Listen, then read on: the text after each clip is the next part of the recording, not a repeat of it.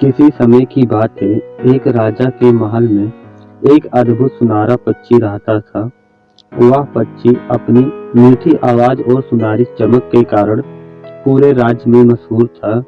उसकी खासियत थी कि जब वह गाता, चारों तरफ खुशहाली फैल जाती। पर एक दिन वह पक्षी अचानक गायब हो गया।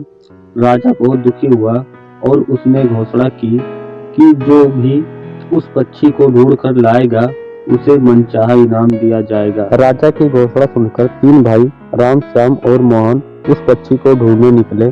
सबसे बड़ा भाई राम अभिमानी था, श्याम चालाक और स्वार्थी, लेकिन उससे छोटा भाई मोहन ईमानदार और दयालु था।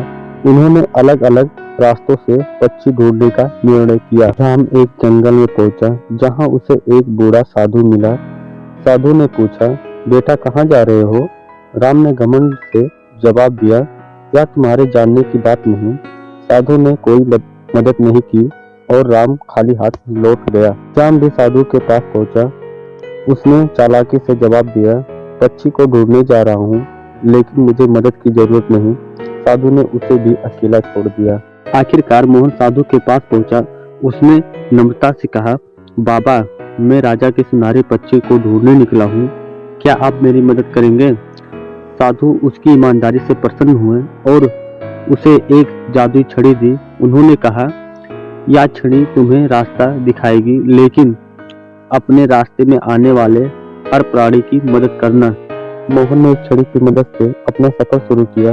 रास्ते में उसे एक घायल हिरण, एक सूखा हुआ पेड़ और एक गिरी हुई चिड़िया मिली। उसने उसकी मदद की। आखिरकार वह एक महल में पहुंचा, जहां सुनहरा पक्षी कैद था। मोहन ने अपनी बुद्धिमानी से उस महल के पहरेदारों को बेहोश किया और पक्षी को आजाद कराया। पक्षी ने कहा, तुम्हारी दया और साहस के कारण तुम्हारे साथ चलूंगी। मोहन पक्षी को लेकर राजा के पास लौटा। राजा बहुत प्रसन्न हुए और उसे आधा राज्य इनाम में दिया, लेकिन मोहन ने कहा, मुझे राज्य नहीं चाहिए, मैं सिर्फ अपना कर्तव्य निभा रहा था। राजा ने उसकी सच्चाई और नम्रता देखकर उसे अपना सलाहकार बना लिया। इस कहानी से हमें यह सीखने को मिलता है कि ईमानदार, दया और साहस हमेशा सफलता की ओर ले जाता है।